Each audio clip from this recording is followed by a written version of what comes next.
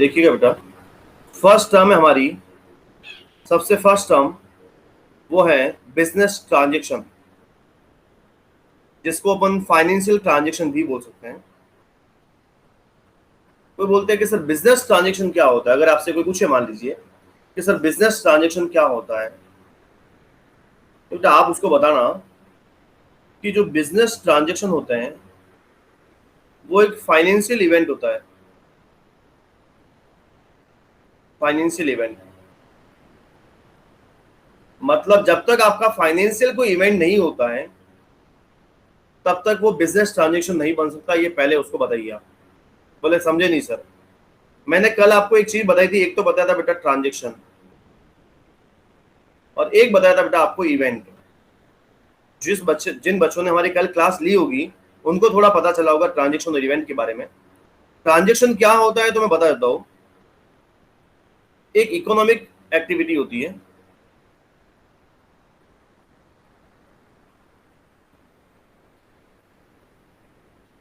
Economic activity का मतलब हो जिसमें कुछ कैश का या कुछ मनी का लेन देन होगा बेटा। मैंने आपको बताया था फाइनेंशियल ट्रांजेक्शन। तो इस ट्रांजेक्शन का मतलब यहां पर होता है बेटा, यहां पर ट्रांजेक्शन से मतलब है इकोनॉमिक एक्टिविटी, ऐसी एक्टिविटी जिसमें कुछ इकोनॉमिक कंडीशन हो, पैसों के रिलेटेड कोई कंडीशन हो, that is economic activity. Sir event क्या होता है? इवेंट मैंने बताया था बेटा कि जहां पर आपको ट्रांजेक्शन से नेट रिजल्ट निकल के जो आता है, तो वो ट्रांजेक्शन क्या होता है बेटा? तो ट्रांजेक्शन तो होती है बेटा इकोनॉमिक एक्टिविटी। बोला अच्छा सर।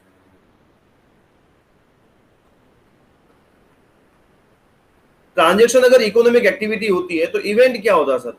अरे इवेंट का मतलब होता है, यहां पर इवेंट का मतलब है नेट रिजल्ट ऑफ ट्रांजेक्शन।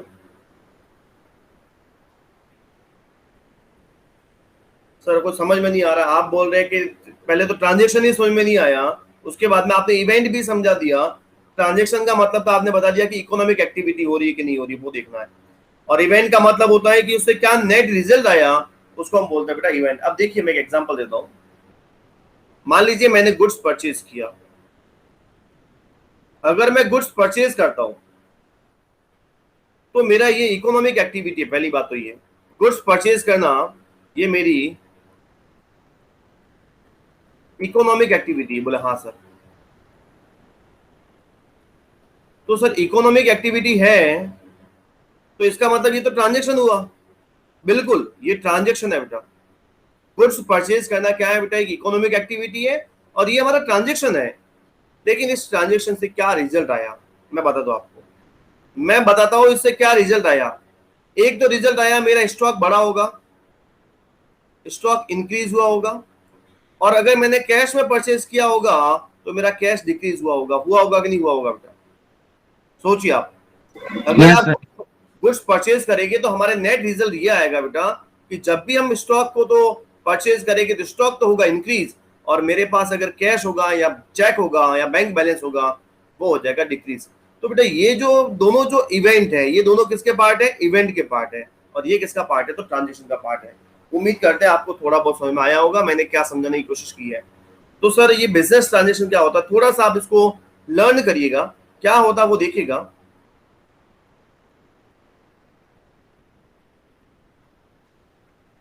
आपको बताया गया बेटा कि बिजनेस ट्रांजेक्शन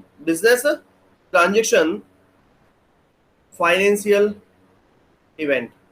बिजनेस ट्रांजेक्शन क्या होता है बेटा? फाइनेंशियल इवेंट होता है जिसको क्या कर सकते हैं हम? एक्सप्रेस कर सकते हैं इन टर्म्स ऑफ मनी। अरे बिजनेस ट्रांजेक्शन वो होता है बेटा, वो फाइनेंशियल इवेंट होते हैं जिन्हें हम क्या कर सकते हैं बेटा? मनी में एक्सप्रेस कर सकते हैं। वही हमारे क्या होता है बेटा? बिजनेस ट्रांजेक्शन होते हैं। और वो क्या करते हैं? वो ये बिजनेस ट्रांजेक्शन जो छोटे छोटे ट्रांजेक्शन होते हैं हमारे बिजनेस के अंदर, वो क्या करते क्या है वो देखिए क्या करते हैं। विच brings a change in a financial position of an enterprises। वो क्या करता है बेटा? अरे वो हमारी बिजनेस की फाइनेंशियल पोजीशन को चेंज करेगा कि नहीं करेगा? आप खुद ही सोचिए। मैं क्या बताना चाहता हूँ देखिए, अभी मेरी सुबह दुकान शुरू हुई, और सुबह जब मैंने दुकान शुरू की तो मेरे पास 100 रुपए कैश पड़े थे, मान लीजिए, या 1000 रुपए कैश पड़ा था। लेकिन मैंने जब दुकान शुरू की और मैंने जैसे ही गुड्स सेल किया 2000 रुपए का, तो मेरी फाइनेंशियल पोजीशन थोड़ी सी चेंज हुई। मेरे पास 2000 का कैश का इनफ्लो हुआ और मेरे पास टोटल कैश कितना अवेलेबल हो गया, 3000 रुपीज कैश अवेलेबल हो गया। तो सर ये बात तो आपकी बराबर है। मेरे कहने का मतलब ये बेटा कि आप अगर इस डेफिनेशन को पढ़ेंगे तो इस डेफिनेशन में बहुत ही अच्छी तरीके से आपको समझ में आएगा। डेफिनेशन ये कहती है आपको कि जो बिजनेस ट्रांजेक्शन होते हैं वो क्या होते हैं, वो फाइनेंशियल इवेंट होता है बेटा।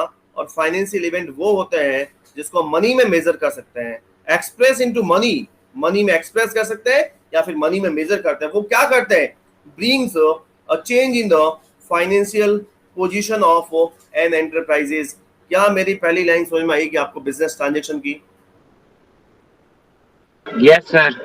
आपको कभी लिखना पड़े बेटा तो दिमाग लगाना है बेटा कि business transaction sir financial event होता है। और क्या होता है फाइनेंशियल इवेंट, ये तो आपको पता ही है। फाइनेंशियल इवेंट वो होता है जिसको मनी में मेजर कर सकते हैं या फिर मनी में एक्सप्रेस कर सकते हैं। ये चीज अगर पहली लाइन याद होगी तो आपको पता चल जाएगा कि sir financial event, sorry, business transaction is a financial event which express in the terms of money. यहां तक एक लाइन होगी, उसके बाद में शुरू करना है कि वो क्या करते क्या है, which brings a change, which brings in change in the financial position of an enterprises. वो हमारी फाइनेंशियल पोजीशन को चेंज करते रहते हैं, हमारी एंटरप्राइजेस की, हमारी नहीं, हमारी एंटरप्राइजेस की, हमारे बिजनेस की। सर बहुत अच्छा सर, ये तो पहली चीज तो हमें समझ में आ गई। और समझाइए सर, और समझाते हैं। सेकेंड वाला वर्ड है, बहुत इंपॉर्टेंट है बेटा, वो है अकाउंट। बोले क्या होता है सर, अकाउंट क्या होता है? अकाउंट आप पढ़ा रहे हैं सर? अरे हम तो पढ़ा ही रहे हैं, लेकिन आपसे कोई पूछेगा कल कि अकाउंट होता क्या है बहुत सारे लोग हैं ऐसे। बोले कहाँ पढ़ते हो? बोले फैब इंडिया में। बोले क्या बात कर रहे हैं? अच्छा। बोले अकाउंट्स कौन पढ़ाते हैं? बोले अकाउंट्स हमारे एक सर हैं, विनोद सर करके, वो पढ़ाते हैं हमें अकाउंट्स। और आपसे पूछेगा बताइए अकाउंट होता क्या है एक बार। अरे बहुत सारे होशियार हैं जिनको बाकी कुछ आता नहीं है, लेकिन फिर भी पूछने की इच्छा होती है उनकी कि भाई बाकी बच्चों को कितना आता है। अरे हमें क्या आता है क्या नहीं आता है किसी को बताने की जरूरत नहीं है, लेकिन एक बात तो हम बता ही देते हैं कि जो फैब इंडिया वाले बच्चे हमारे इस पूरे पाली डिस्ट्रिक्ट के अंदर कर सकते हैं, मैं मेरी कॉमर्स स्ट्रीम की बात कर रहा हूँ, वो शायद यहाँ पर पाली डिस्ट्रिक्ट के कोई नहीं कर सकता। सभी स्कूलों में जाके आया हूँ, ऐसी कोई स्कूल नहीं है जहाँ पर हम नहीं गए पढ़ाने के लिए। नहीं, वहाँ पर हम गए हैं एग्जाम लेने के लिए, प्रैक्टिकल्स लेने के लिए। अरे हमारे यहाँ के बच्चे हर एक सवाल का जवाब जानते हैं और वहाँ पर हर एक बात पे बहाना जानते हैं।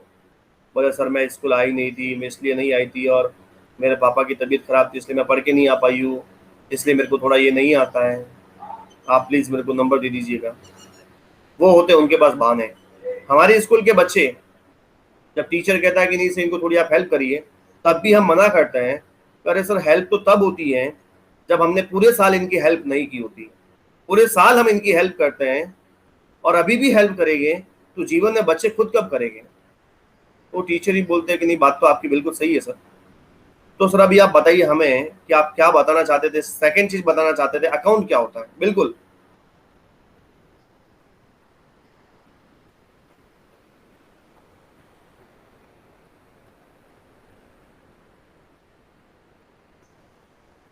देखिएगा बेटा,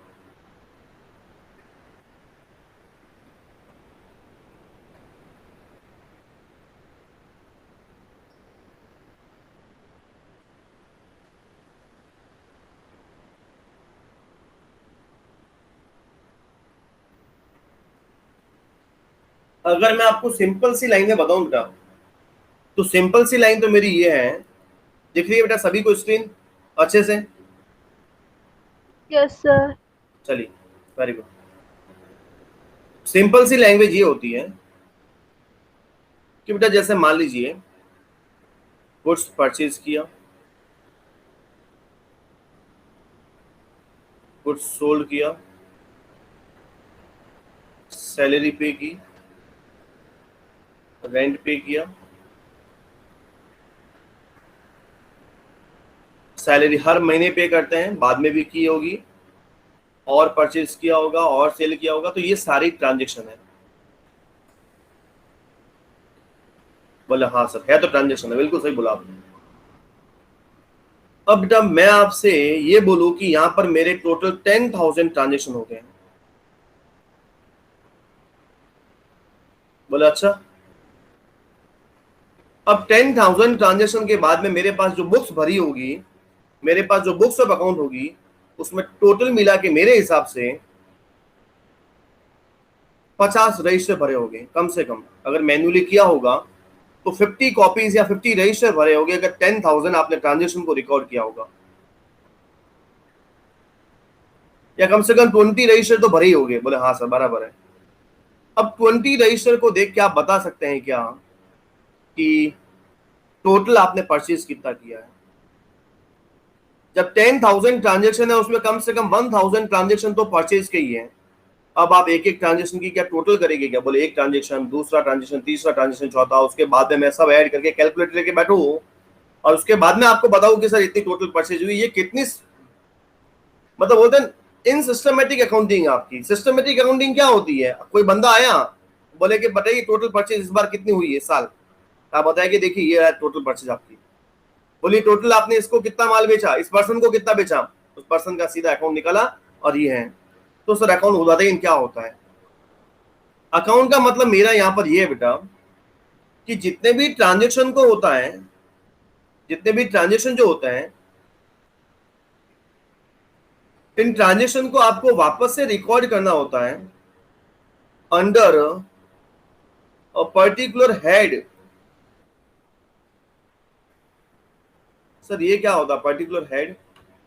मतलब ये बेटा कि जितने भी परचेज के ट्रांजेक्शन हो गए, जितने भी परचेज के, एक नहीं पूरे के पूरे परचेज के, जितने भी परचेज के ट्रांजेक्शन, वो सब परचेज के हेड में आने चाहिए, मतलब परचेज के अकाउंट में आने चाहिए। जितने भी सेल के ट्रांजेक्शन हो गए वो भी सेल वाले हेड में आने चाहिए, मतलब सेल के अकाउंट में आने चाहिए। तो आपने जो रिकॉर्ड किया है बराबर के बहुत अच्छा किया है, वो तो आपने जर्नल के अंदर किया है, लेकिन अब उनको पर्टिकुलर उनके क्या करना, हेड वाइज रिकॉर्ड करना, दैट इज अकाउंट। पूरी डेफिनेशन देखते हैं बेटा, थोड़ा और आपकी क्लियरिटी आएगी। क्या लिखा मैंने? मैंने लिखा है बेटा account is a record of transaction. Account is a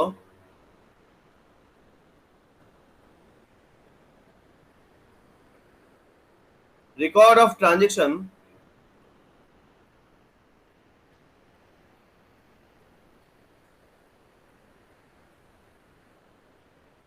record of transaction under a particular head। तो सर ये तो क्या है, समझ में नहीं आया। अरे वही है जो मैंने बताया था बेटा कि जो अकाउंट होता है वो आपको रिकॉर्ड करने होता है। किसको रिकॉर्ड करना होता है? जितने भी आपने ट्रांजेक्शन किए उसको रिकॉर्ड करना होता है अंडर अ पर्टिकुलर हेड। बोला अच्छा सर थोड़ा और डिटेल से बताइए। ये तो आपने वहां पर भी समझा दिया था, थोड़ा और डिटेल से बता देते हो तो मजा आ जाए। अभी आएगा मजा, देखिए अकाउंट कैसा होता वही बता दो। यहां तक आपको समझा दिया मैंने, अब आगे की कहानी देखिए।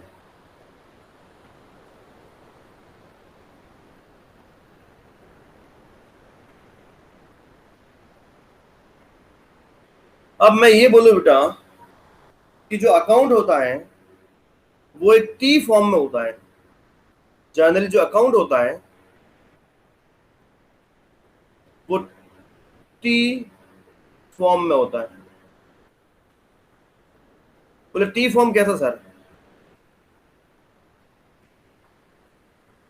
ये एक बड़ा सा टी है जैसे,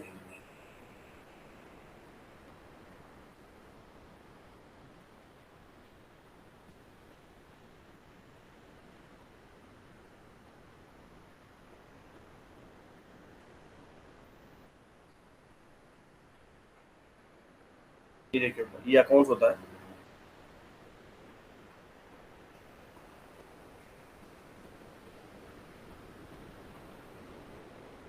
ऐसा कभी आपको दिखे बेटा तो ये अकाउंट है। बोले अच्छा सर ये अकाउंट होता है क्या? ये दो साइड होती है बेटा अकाउंट्स के अंदर। एक तो होती है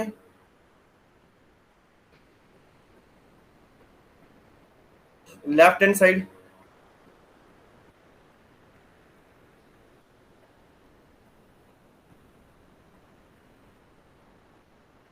अकाउंट दो पार्ट में होता है बेटा, लिखा हुआ मैंने यहाँ पर, देख लीजिए, पढ़ लीजिए पहले। An account divide into the two part, एक डेबिट और एक क्रेडिट।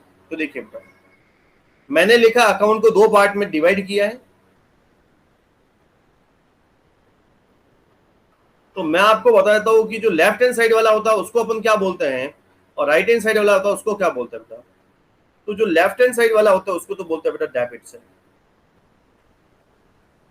और जो राइट हैंड साइड वाला होता है उसको अपन बोलते हैं क्रेडिट साइड।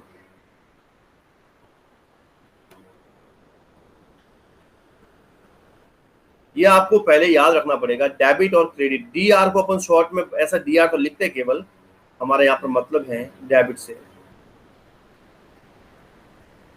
और ये सी आर का मतलब यहाँ पर करोड़ से नहीं है, यहाँ पर सी आर का मतलब क्रेडिट से है। एक अकाउंट जो होता है बेटा दो पार्ट में होता है, एक तो लेफ्ट हैंड साइड होता है उसका और एक राइट हैंड साइड होता है। जो लेफ्ट हैंड साइड होता है, left hand side is called debit side and right hand side is called credit side. ये आप जरूर याद रखिएगा बेटा,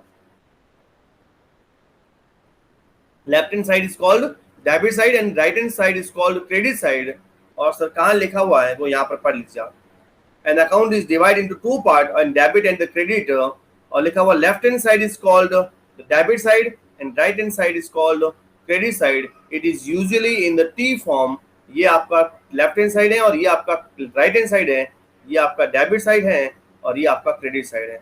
तो आपको अगर कभी कोई अकाउंट बनाना बोले कि अकाउंट बना के बताइए क्या होता है अकाउंट, तो क्या आप उसको अकाउंट के बारे में समझा पाएंगे? कि मैंने जितना समझाया, उम्मीद करते हैं आप उसका 60% 70% उसको समझा पाएंगे, और 100% भी समझा सकते हैं। आप उसको ये बताइए कि अकाउंट क्या होता है। अरे अकाउंटिंग,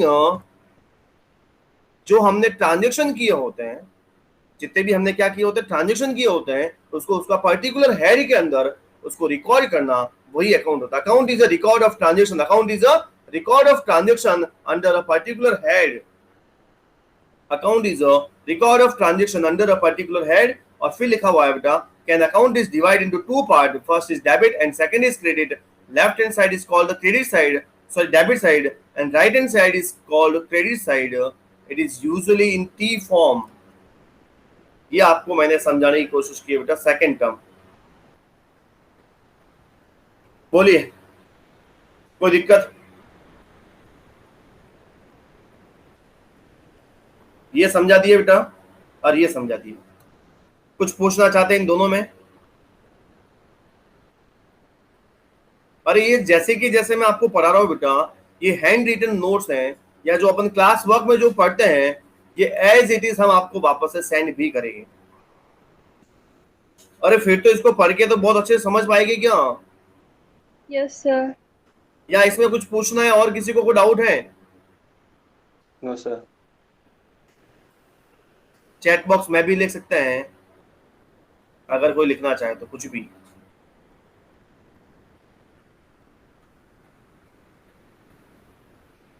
स्क्रीन वगैरह एकदम क्लियर दिखती है आपको? Yes sir. चलिए ठीक है बेटा, अब बात करते हैं, एक और टर्म पढ़ लेते हैं, उसके बाद में आज की क्लास यहीं खत्म करेंगे। मैं एक चीज आपसे पूछना चाहता बेटा, कि क्या आपका क्लास का टाइम आपको सूटेबल तो लगता है कि नहीं लगता? पहली बात तो। दूसरी बात, क्लास का जो ड्यूरेशन है, क्या आपको कम तो नहीं लगता या ज्यादा तो नहीं लगता है? ये मेरे को आप फीडबैक दे दीजिए एक बार, ताकि मेरे को पता रहे कि बेटा हमारी क्लास के बच्चे हमसे किस टाइम पे पढ़ना चाहते हैं, एक तो पहली बात। दूसरी बात, हमारी क्लास के बच्चे कितने टाइम पढ़ना चाहते हैं। क्या 45 मिनट ज्यादा हो जाता है? सर 40 मिनट ही सफिशियंट है? नहीं सर, 30 मिनट भी सफिशियंट है। जैसा आप पढ़ाते हैं 30 मिनट्स में भी इतना कवर करवा देंगे। आज मैं ज्यादा अकाउंटिंग टर्म्स को कवर क्यों नहीं करवा पाया हूँ? क्योंकि मैंने जब बिगिनिंग के 15 मिनट्स था, तो मैंने पूरी अकाउंटिंग को क्या किया था, रिवाइज किया था। देखा होगा आप लोगों ने। तो आप मेरे को बता सकते हैं बेटा, आप अपने फीडबैक दे सकते हैं। टाइमिंग चेंज करिए, थोड़ा लेट करिए। अच्छा, तो टाइमिंग क्या होना चाहिए बेटा लेट आपके हिसाब से? माइक ऑन करिए दिया, ताकि लिखने की टेंशन खत्म, सीधा बातचीत हो जाए। 9 या 9:30। अब मान लीजिए 9 या 9:30 होगा बेटा, तो बाकी वाली क्लास फिर, वही तो मैं बोल रहा हूँ बेटा, प्रांशल ने बोला है करेक्ट है। एक बात बताता हूँ मैं आपको, दिया हो सकता है आपके घर पे कुछ काम भी हो, या हो सकता है कि अपने को मॉर्निंग वाला टाइम सुटेबल नहीं होता है, किसी को क्या होता है, सबको अलग अलग है। मैं तो ये चाहता हूँ कि जितनी मॉर्निंग में जल्दी क्लास होती है बेटा, अपना टाइम टेबल और अपना शेड्यूल उतना ही अच्छा होता है।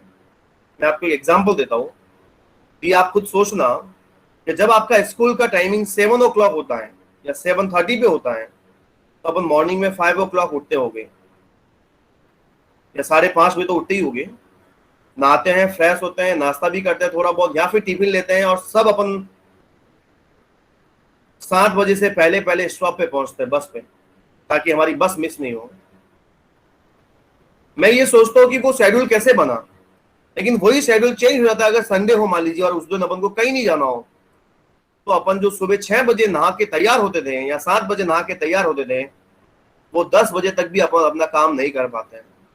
10 बजे तक अपन को लगता है जैसे अभी तक तो कुछ नहीं हुआ है, उठ के बस खाली बैठे ही बातें ही की है खाली। तो क्यों होता है ऐसा? इसका मेन रीजन होता है कि जब दिन की स्टार्ट अगर जल्दी से हो जाए तो वो दिन बहुत अच्छा निकलता है, और दिन की स्टार्ट ही लेट से हो मजा नहीं आता है। लेकिन फिर भी दिया अगर आपके पास दूसरा कोई अल्टरनेट हो कि सर इस क्लास को अपन ऐसा कर सकते हैं, तो आप हमें बताइएगा, क्योंकि आपको 9:30 पे दूसरी भी क्लास लेनी पड़ती है, और मेरी 9:15 पे क्लास 12th होती है बेटा। आपका शेड्यूल बिगड़ जाएगा, मेरा कोई शेड्यूल नहीं बिगड़ेगा, क्योंकि शेड्यूल का मतलब ये बेटा कि अगर मान लीजिए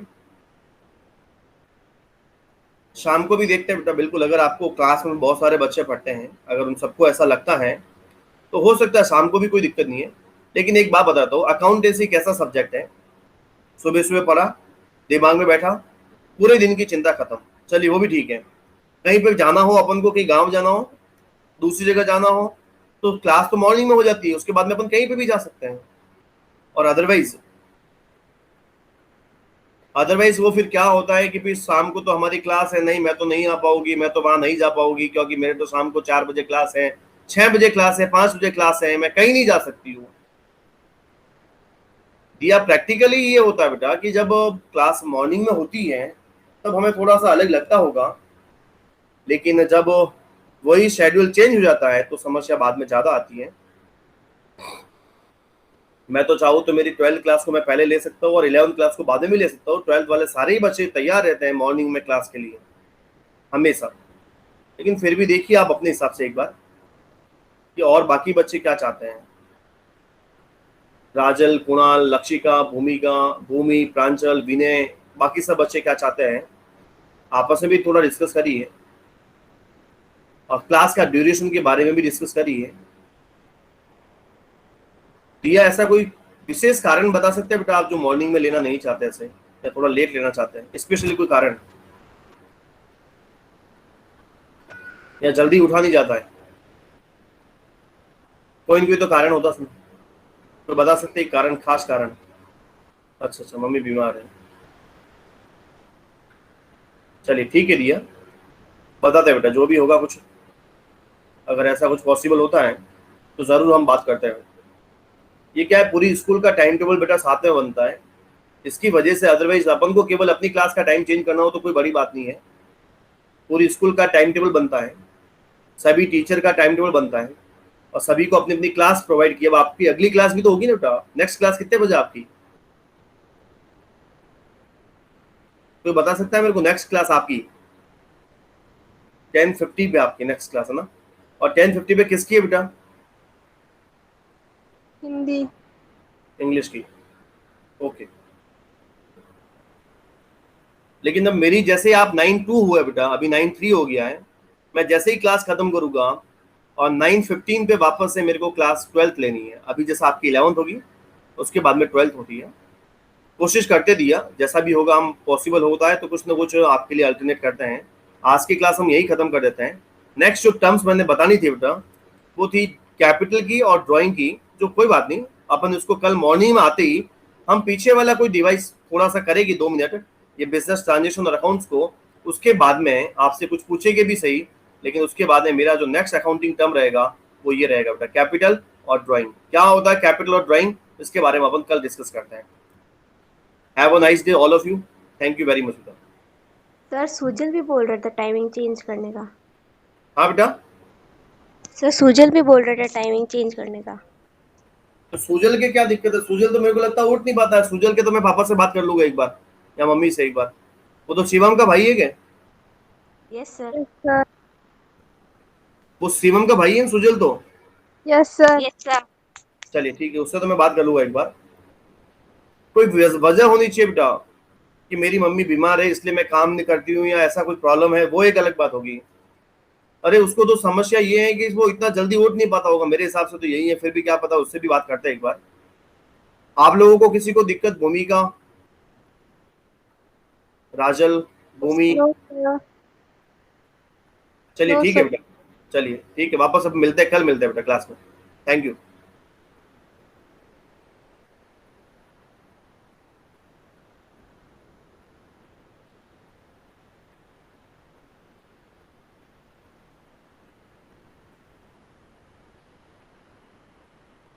अक्षर आपको समझ में तो आया है क्या?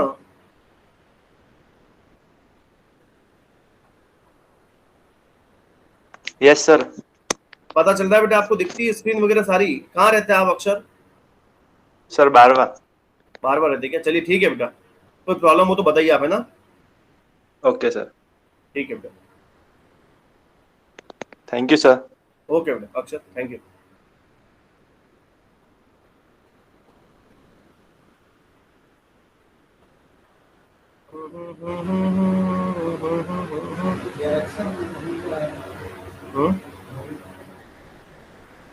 तो अक्षर